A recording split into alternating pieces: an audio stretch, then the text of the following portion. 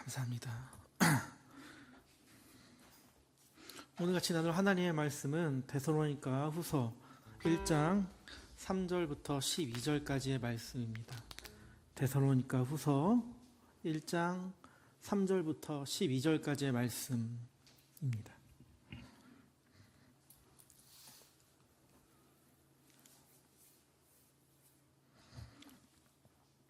네, 다 찾으신 줄로 알고 제가 봉독하겠습니다. 형제들아, 우리가 너희를 위하여 항상 하나님께 감사할지니 이것이 당연함은 너희의 믿음이 더욱 자라고 너희가 다 각기 서로 사랑함이 풍성함이니, 그러므로 너희가 견디고 있는 모든 박해와 환난 중에서 너희 인내와 믿음으로 말미암아 하나님의 여러 교회에서 우리가 친히 자랑하노라. 이는 하나님의 공의로운 심판의 표요 너희로 하여금 하나님의 나라에 합당한 자로 여김을 받게 하려 함이니, 그 나라를 위하여 너희가 또한 고난을 받느니라. 너희로 환난을 받게 하는 자들에게는 환난으로 갚으시고 환난을 받는 너희에게는 우리와 함께 안식으로 갚으시는 것이 하나님의 공이시니, 주 예수께서 자기의 능력에 천사들과 함께 하늘로부터 불꽃 가운데에 나타나실 때에 하나님을 모르는 자들과 우리 주 예수의 복음에 복종하지 않은 자들에게 형벌을 내리시리니, 이런 자들은 주의 얼굴과 그의 힘의 영광을 떠나 영원한 멸망의 형벌을 받으리로다. 그날에 그가 강림하사 그의 성도들에게서 영광을 받으시고 모든 믿는 자들에게서 놀랍게 여김을 얻으시리니, 이는 우리의 증거가 너희에게 믿어졌음이라. 이러므로 우리도 항상 너희를 위하여 기도함은 우리 하나님이 너희를 그 부르심에 합당한 자로 여기시고 모든 선을 기뻐함과 믿음의 역사를 능력으로 이루게 하시고, 우리 하나님과 주 예수 그리스도의 은혜대로 우리 주 예수의 이름이 너희 가운데서 영광을 받으시고 너희도 그 안에서 영광을 받게 하려 함이라. 아멘.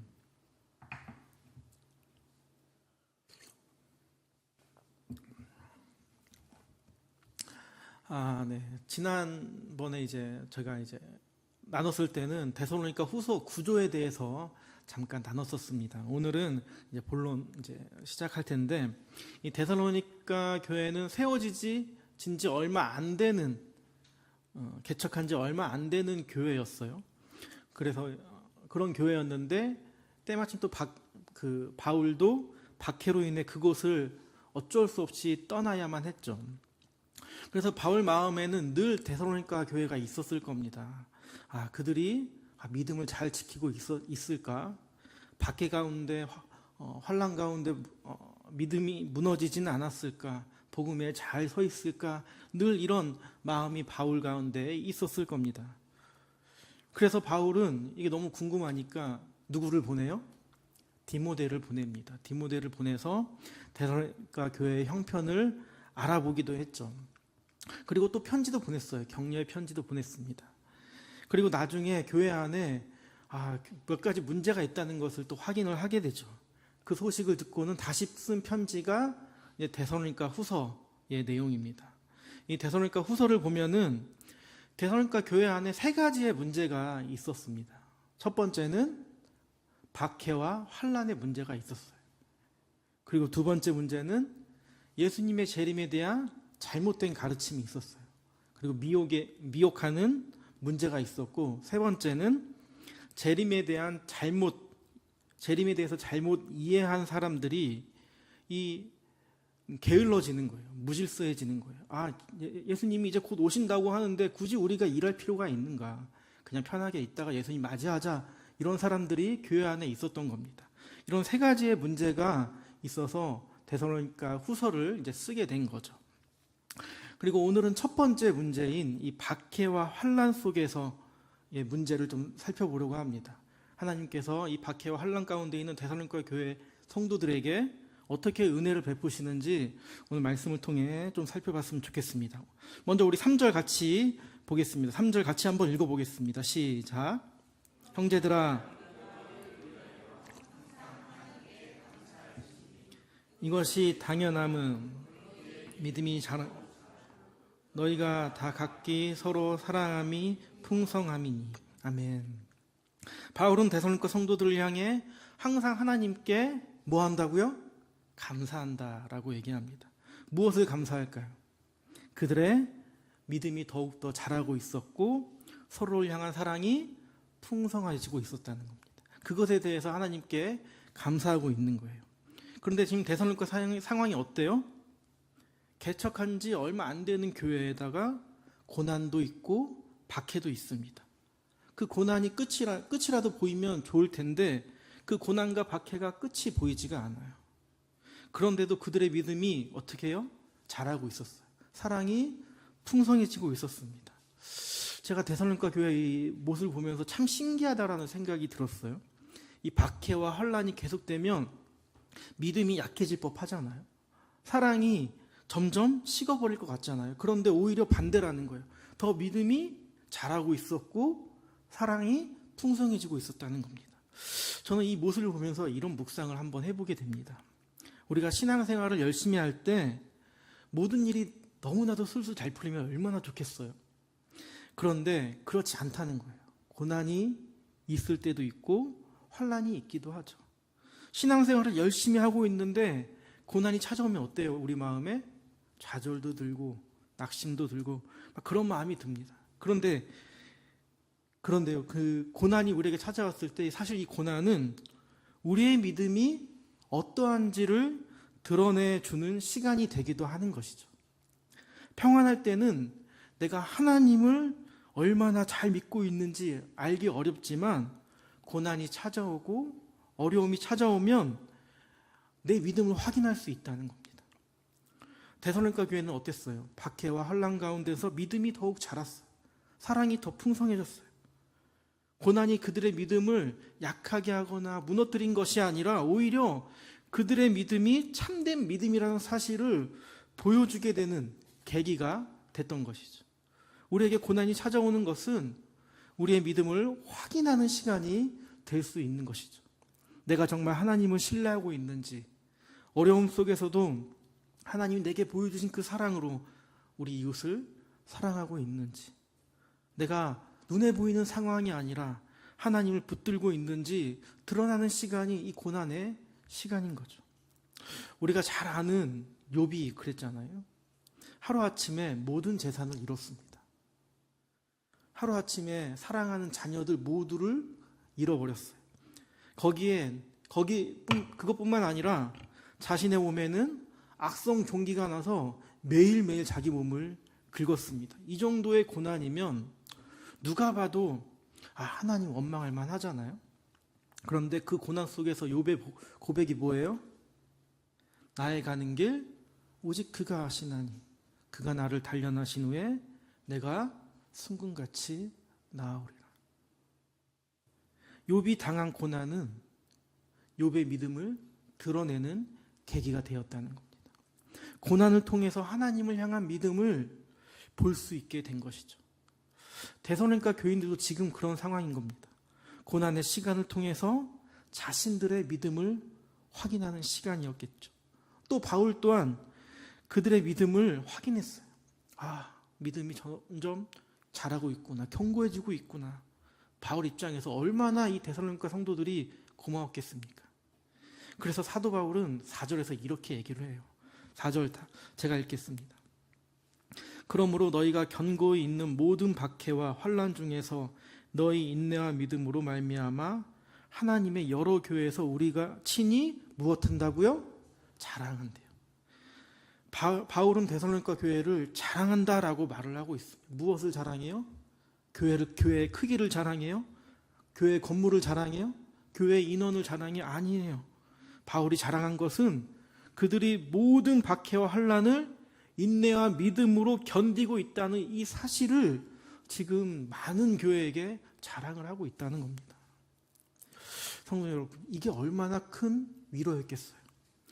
데살로니가 성도들이 사도 바울에게 이 편지, 두 번째 편지를 받았을 때 어떤 느낌이었겠습니까? 사도 바울이 우리를 기억하고 있구나. 우리의 고난을 알아주고 있구나. 우리의 믿음과 인내를 사도 바울은 지금 자랑스럽게 여기고 있구나. 이 사실만으로도 이 데살로니가 성도들은 아마 큰 위로를 받았을 거예요. 그런데 바울은 여기서 그치지 않아요. 더 한 번의 위로를 합니다. 우리 5절입니다. 5절 다 같이 읽겠습니다. 시작. 이는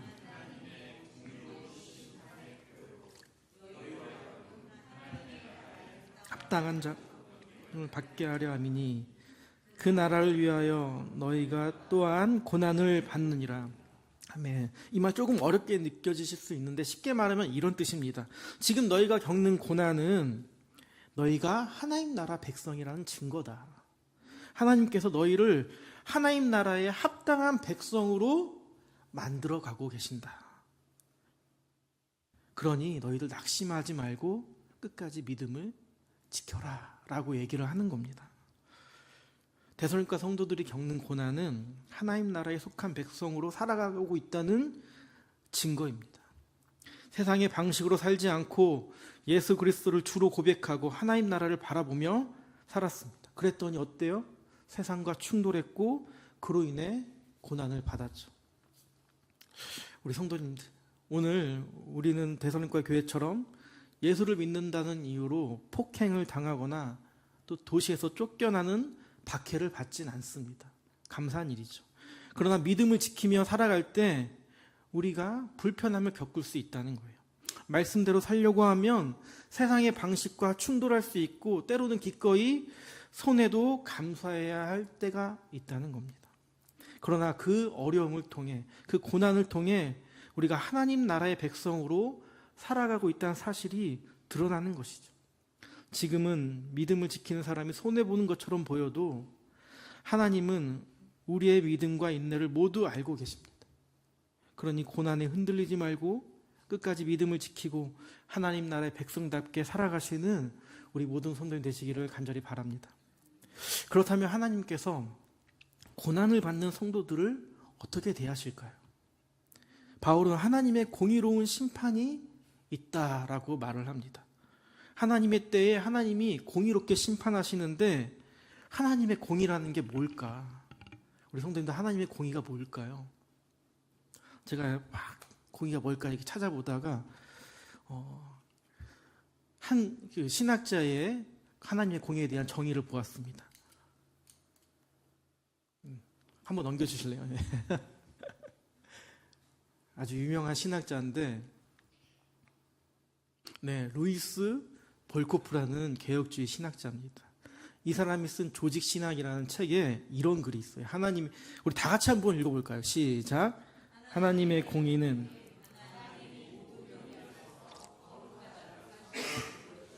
하나님의 속성을 말한다.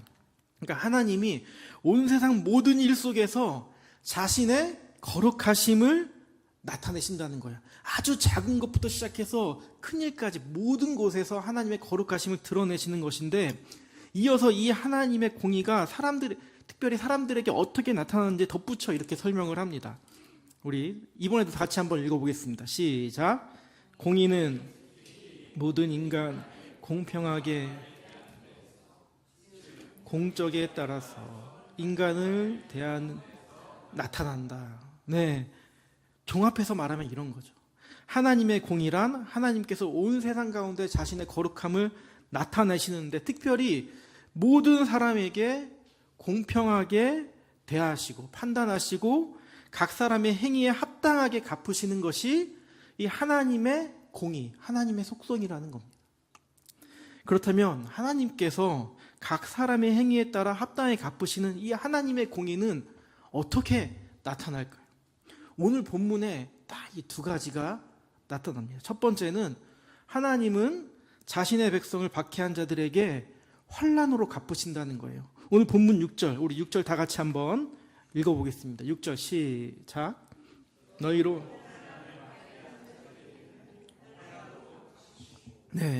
하나님께서 환난을 받게 한 자들에게 무엇으로 갚으신다고요?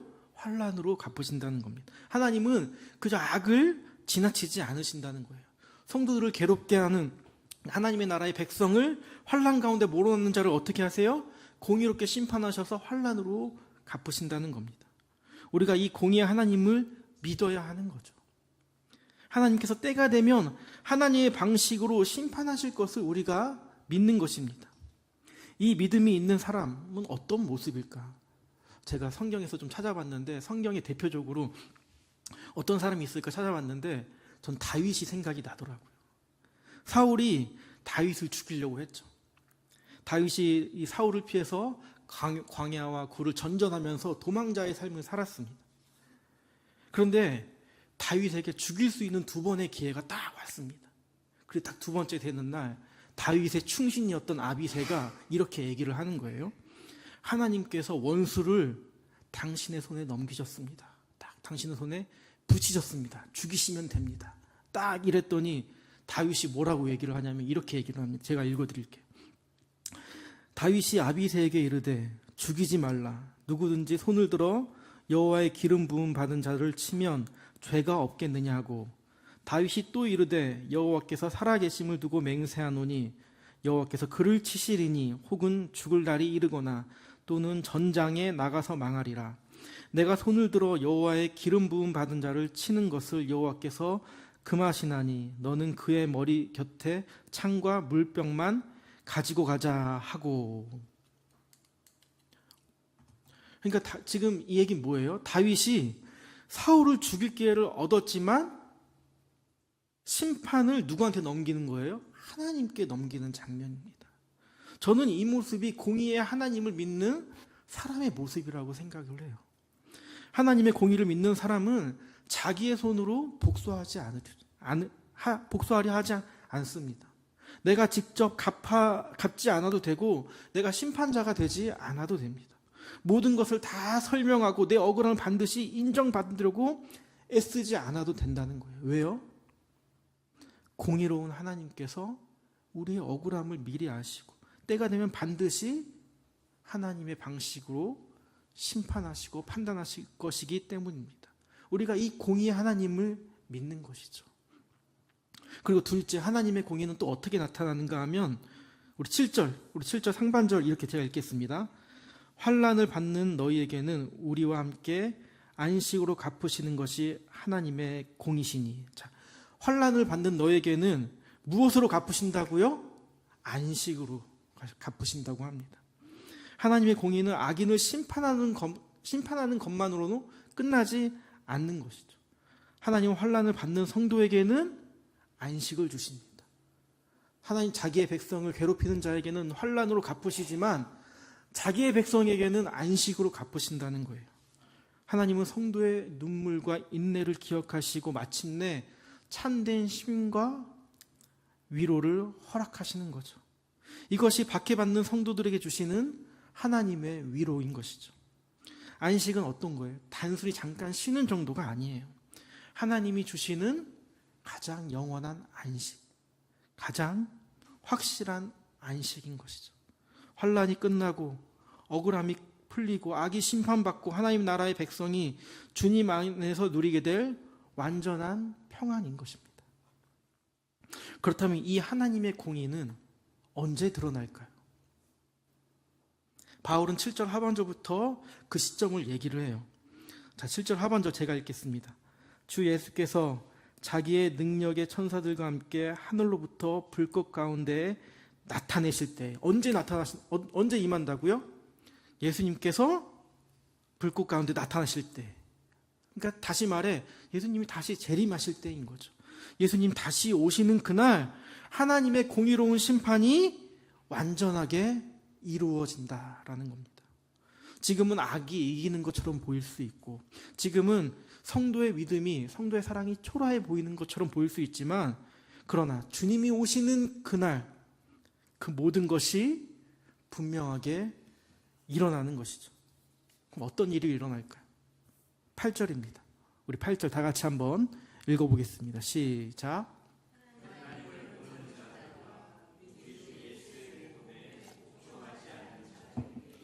형벌을 내리신 예수님이 오시는 그날 하나님을 모르는 자들과 우리 주 예수의 복음에 복종하지 않는 자들에겐 무엇이 임해요? 형벌이 있습니다. 근데 그 형벌이 어떤 거냐면 9절이에요. 이런 자들은 주의 얼굴과 그의 힘의 영광을 떠나 영원한 멸망의 형벌을 받으리로다. 주의 얼굴과 그의 힘의 영광을 떠나는 것, 쉽게 말하면 이런 거죠. 하나님과 영원히 단절되는 형벌을 받게 된다는 겁니다. 오늘날 사람들은 하나님의 사랑은 말하기 참 좋아합니다. 그런데 하나님의 심판은 말하기가 좀 불편해요. 근데 성경은 뭐라고 얘기해요? 하나님의 사랑만 말하지 않습니다. 하나님의 공의도 말합니다. 하나님은 사랑의 하나님이시며 동시에 공의의 하나님이신 거죠. 하나님은 악을 그냥 넘어가시는 분이 아니시죠. 반드시 심판하십니다. 그 심판이 언제 일어나요? 예수님의 재림하실 때 일어나는 것입니다. 그럼 그 예수님이 재림하신 날은 어떤 날이에요? 하나님을 모르고 하나님 말씀에 복종하지 않는 자에게는 심판의 날입니다. 심판을 받는 날이에요. 그런데 반면에 예수를 믿는 자들에게는, 성도에게는 어떤 날이에요? 10절입니다. 우리 10절 제가 읽겠습니다. 그날에 그가 강림하사 그의 성도들에게서 영광을 받으시고 모든 믿는 자들에게서 놀랍게 여김을 얻으시리니 이는 우리의 증거가 너희에게 믿어졌음이라. 믿는 자에게는 어떤 날이에요? 영광의 날인 것이죠. 예수님께서 다시 오시는 그날 주님은 성도들 가운데서 영광을 받으신다는 겁니다. 이것이 바울이 고난 가운데 있는 성도들에게 전하는 또 하나의 위로이면서 동시에 소망이 되는 것이죠. 성도의 소망은 어디에 있습니까? 다시 오실 예수님께 있습니다. 지금 믿음 때문에 고난을 받을 수 있고 예수 믿는 것이 손해처럼 보일 수 있습니다. 그러나 주님이 오시는 그날 그 하나님께서 모든 것을 공의롭게 심판하시는 거죠. 그때 악은 심판받고 성도는 안식을 얻고 예수 그리스도는 성도들 가운데서 영광을 받으실 것입니다. 그리고 바울은 하나님의 공의로운 심판과 예수님의 재림의 영광을 이렇게 말한 뒤에 11절에 성도들을 향해서 이렇게 기도를 합니다. 이러므로 우리도 항상 너희를 위해 기도함은 우리 하나님이 너희를 그 부르심에 합당한 자로 여기시고 모든 선을 기뻐함과 믿음의 역사를 능력으로 이루게 하시고. 지금 바울은 데살로니가 성도들을 향해 기도를 합니다. 그들이 하나님의 부르심에 합당한 삶을 살아가도록 하나님께서 그들을 합당한 사람으로 세워주시고 그들의 선한 뜻과 믿음의 역사를 능력으로 이루어 주시기를 간구하는 거죠. 왜 이렇게 기도했겠어요? 이것이 사람의 의지나 사람의 결심이나 사람의 능력으로 이룰 수 있는 게 아니기 때문입니다. 고난 가운데서도 믿음을 지키고 끝까지 인내하며 선을 행하는 삶은 사람의 힘으로는 불가능하기 때문이에요. 그래서 하나님께 지금 바울은 간구하는 것이죠. 오늘 말씀은 고난 가운데 있는 데살로니가 교회를 향한 하나님의 위로이자 소망의 메시지입니다. 동시에 오늘 우리를 향한 메시지이기도 합니다. 성도로 살아가다 보면은 원치 않는 고난을 겪을 때가 있지만 하나님은 다 보고 계신다는 거예요. 하나님은 다 보고 계시고 갚아주실 뿐만 아니라 더 나아가 우리에게 안식을 허락해 주신다는 거예요. 주님께서 다시 오시는 그날 그 하나님의 공의는 반드시 이루시고 자기 백성에게 안식을 주실 줄 믿습니다. 오늘도 이 공의의 하나님을 믿고 고난 속에서도 인내하시면서 다시 오실 주님을 바라보실 수 있는 우리 성도님 되시기를 바라요. 하나님께서 우리 성도님 한 분 한 분 붙드시고 그때의 안식으로 갚아주실 것입니다. 기도하시겠습니다. 공의로우신 하나님 아버지, 주님께서 다시 오시는 그날 모든 일을 공의롭게 판단하시고 악을 심판하시고 또 고난받는 성도들에게 참된 안식을 주실 것을 믿습니다. 우리가 이 믿음으로 우리에게 있는 고난을, 우리에게 있는 억울함을 내 손으로 갚으려고 하지 않게 하시고 온전히 주님께 맡기게 하여 주시옵소서. 어려움 속에서도 믿음이 흔들리지 않게 하시고 사랑을 잃지 않게 하시며 다시 오실 주님을 바라보며 주님이 부르심에 합당한 삶을 살아갈 수 있도록 주님이 인도하여 주시옵소서. 이 모든 것 살아계신 예수님의 이름으로 기도드립니다.